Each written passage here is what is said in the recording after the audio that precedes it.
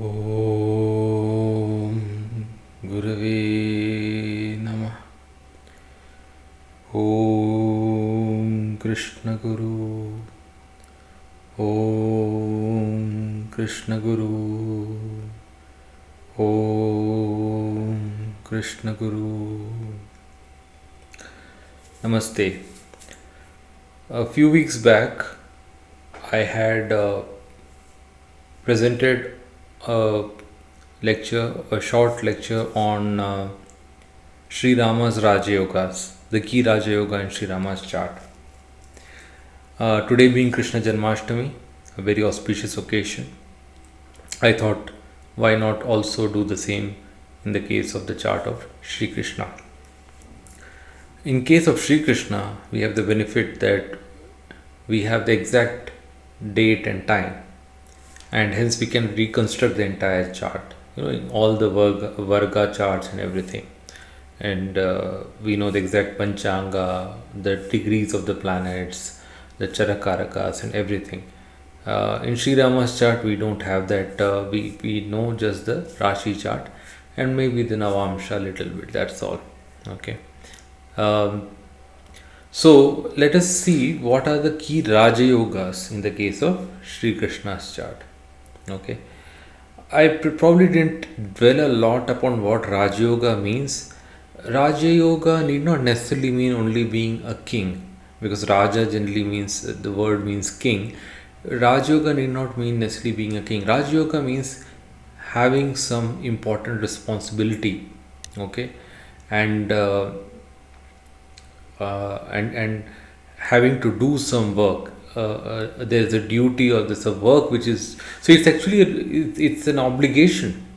If you have a Rajayoga, you have to get some work done, right? It's like say a manager in an organization, okay. That necessarily does not mean that they will get the wealth for it, because for that you got to see the Dhana Yoga.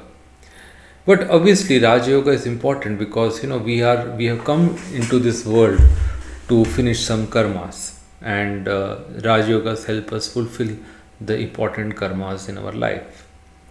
So it is always useful to know what are the important tasks or responsibilities that one has to do in their life. So what are those in the case of Sri Krishna?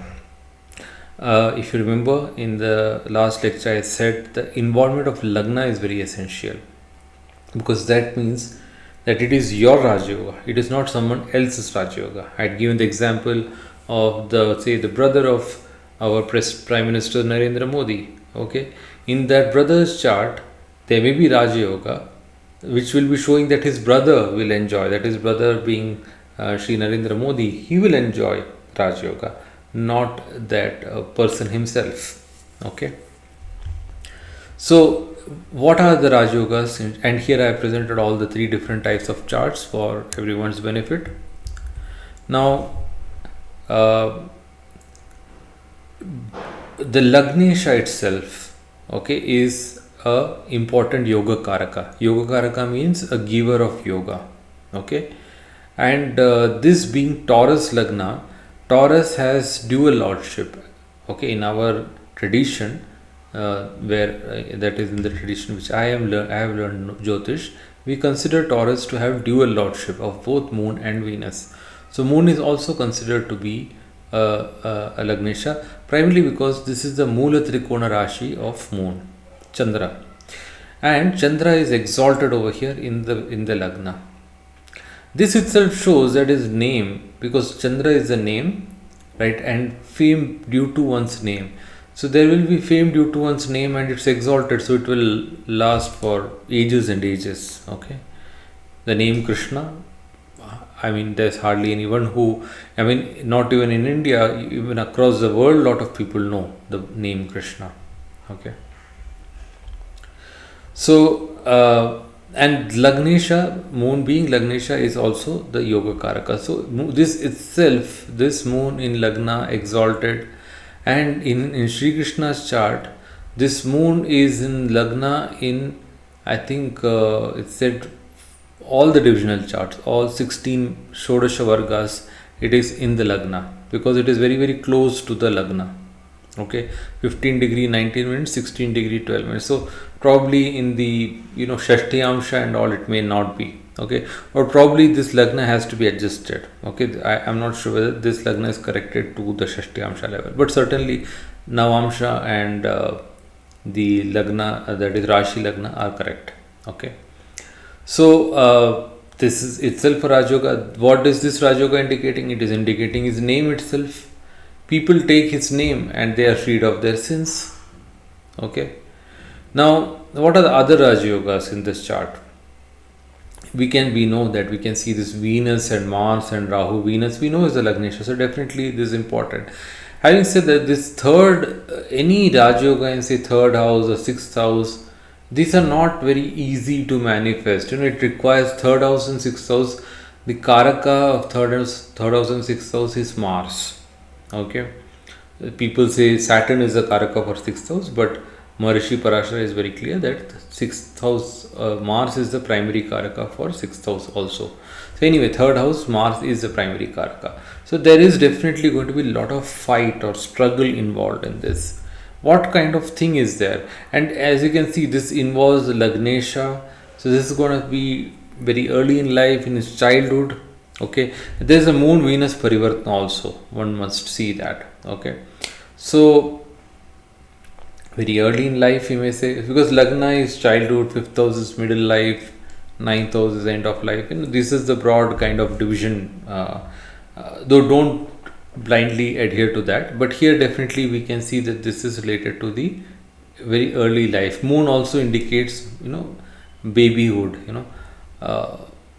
So we know that as soon as he was born, from a very young age, he had the responsibility to give mukti to many rakshasas. Okay, so his uncle is sixth house, right? Sixth house indicates uncle. Venus is involved. Venus is also Lagnesha, but Venus is also sixth lord. So uncle sending a lot of asuras, Mars and Rahus to attack him. Especially Rahu is rakshasas, right? So to attack him, attack this. It's a Moon Venus yoga, right? So and he has to deliver. He has to kill all of them. So there's a lot of fighting going on over in third house, and he has to deliver. Putana and so many rakshasas were there, right? Okay. One can make a long list of all those rakshasas. And eventually he had to kill his own uncle, and that itself gave him Rajayoga, because he then became like the ruler, the de facto ruler of Mathura, right? I mean, Ugrasen was the ruler, but he was definitely a very important person. Okay, because he was the one who killed Kamsa and freed the people of Mathura from the persecution of Kamsa. Okay, so that is it. This is breaking the shackles of this Mars and Rahu. Okay, and freeing the people. Okay, that is this yoga. Then you have we know of other yogas, right? For example, later in life he got married, and every time he gets married, there's a major upheaval. Someone dies, or there's some war, etc. Right? So first he marries Rukmini, and he has to elope with her. He has to, they have to escape from there. I mean, he could have very well fought, but showing some regard to Rukmini, he didn't want to fight her brother. Okay, even though eventually he was forced to fight the brother, but he didn't want to. That's why he was eloping away. So you can see this fighting and war and all that from. Anyway, there was war involved, right? Balram came with all the armies to Vidarbha, where Rukmini's kingdom that is, right? So 7th house shows the war, and 7th house also shows marriage. And here you have this Parivartana of Saturn and Ketu. Okay, so this is a Rajayoga, because this is the yoga of 7th lord and 9th lord. And similarly, by the way, here also this is Rajayoga, because this is the yoga of another 7th lord and Lagna lord. Venus is Lagna lord. And you may say Rahu is also 5th lord. I mean, Virgo is considered to be the rulership of Rahu. Rahu is also a 10th lord. So there is a lot of Rajayoga even in the sign of Cancer. Okay. But this is Saturn, Ketu, and definitely there is war, but there is definitely Rajayoga. I mean, he married a princess. That's a important thing. But after that, after Rukmini, he married Satyabhama and he married Jambavati. And if you know the story of that, it all started from uh, a gemstone, Saimantakamani, that being lost, right? Gemstones are typically indicated by moon, right? And Saturn is having an aspect on moon. Okay, so there's a Saturn moon yoga going on over here. So this gemstone is lost. Lost how? It belonged to a man known as Satrajit, who was a Yadava nobleman, right? His brother was wearing it. His brother's name was Prasenjit. Prasenjit was wearing it and had gone hunting. While hunting, a lion attacks him and kills Prasenjit. Okay, and somehow it picks up the money or something like that. And then later on, what happens? That lion has a fight with a bear, and this bear is no one else than Jambavan. Jambavan was the same Jambavan of Ramayana, who had lived for many years from Treta Yuga to Dwapar Yuga, and now it was the end of Dwapar Yuga almost, and Jambavan was still alive. He was waiting to see Rama again, right? So Jambavan fought with this lion and killed the lion, and then took that gemstone to his cave, right? Meanwhile, what happened in Mathura? People started blaming Sri Krishna. They said Sri Krishna is behind all this. He wanted to get basically earlier Sri Krishna had tried to advise Satyajit that this gemstone can create problems. So you please give it to me so that there's safekeeping of this gemstone. But people took it in the wrong way, and they said that Sri Krishna wanted this gemstone for himself, and hence he had taken it. So then Sri Krishna had to go off. Anyway, long story. But what happened at the end of it? He gets the gemstone. Satyajit is happy, and he gives his daughter Satyabhama in marriage. And Satyajit is a very rich person. Right, and with that also comes the Saimantakamani also, or Shyamantakamani. Sorry, I may be pronouncing it wrongly. So that money also comes, that gemstone also comes to Sri Krishna. So you can see a death involved. How is death involved? Death of Prasenjit is involved, right? Saturn Ketu Yoga. This is death yoga. It's known as Pishacha Yoga, right? It's causing death. Someone is becoming a ghost, right? There's apamrityu, right? I mean, being killed by a lion, and then lion gets killed by a bear, and so on and so forth. And eventually, what happens? Even the bear, Jambavan, he has a life and death fight with Sri Krishna, and before he finally realizes that this is no one else but Sri Rama himself coming to him. But later on, Jambavan dies, and Jamban gives his daughter also in marriage before his death to Sri Krishna. So 2 marriages, so 7th house, lot of fighting, there is death, and there is also marriage. So this is also a Raja Yoga. The son through Jambavati was very important, Samba. Okay, and through him, we got the Samba Puran and all that. So there is a lot of Raja Yoga involved over here also, lot of responsibilities. But we will come to the most important one. Why do we know Sri Krishna? Why do people worldwide know Sri Krishna? Indians, okay, we know. We have read the Mahabharata, we have Srimad Bhagavatam, and so on and so forth. But even in India and worldwide, he is known due to Bhagavad Gita, Srimad Bhagavad Gita. Right? What is that yoga? Where is that yoga? That is the Jupiter Mercury yoga. Okay. By the way, both the previous yogas are linked to Lagna, because as you can see, Saturn, Moon, there is a connection, direct connection is there. They are having a yoga. There is Venus involved over here. Okay. Now we come to Jupiter Mercury yoga. This is Bhagavad Gita yoga. Why? This is in the 5th house, 5th house of mantra, 5th house of teaching, right? And this is having a 5th lord, 9th lord yoga, 11th lord yoga. 11th house is the teacher. Okay, 5th house is the student. So that is why this is a teacher-student relationship. Mercury is the student. It is indicated by Arjuna. A very charming personality, Mercury exalted, very skilled person, very skilled. Okay. He was known as Savya Sachin. That is, Sachin means skillful. Okay.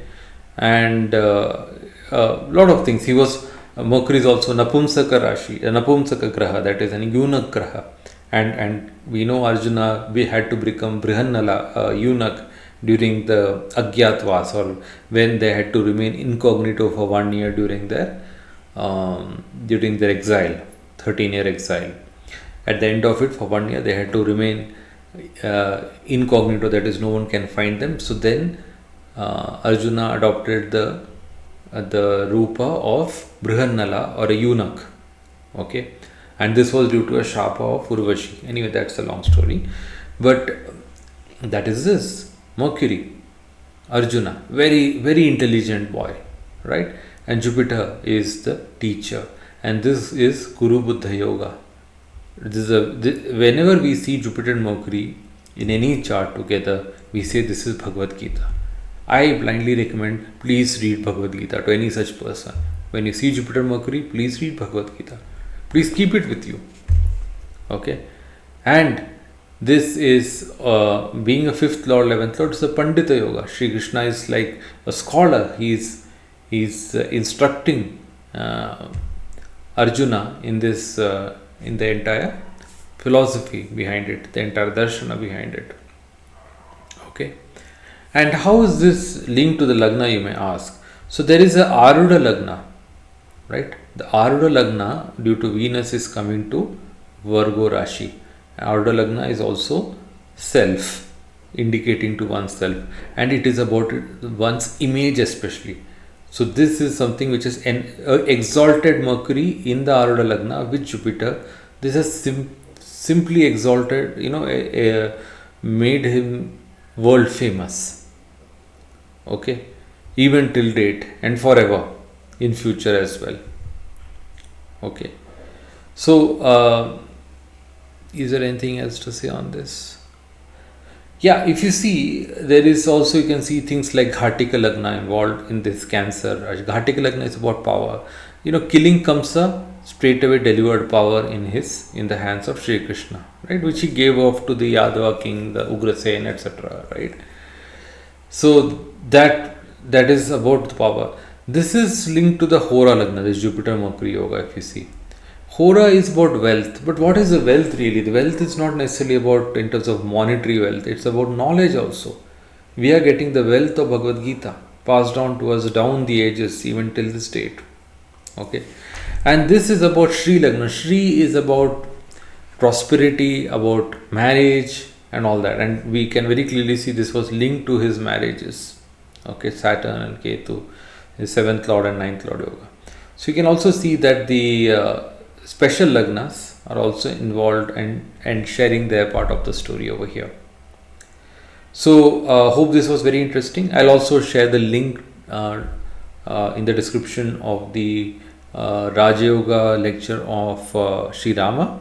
Okay, hope this was very useful. Very happy Janmashtami to all of you. Thank you. Namaste.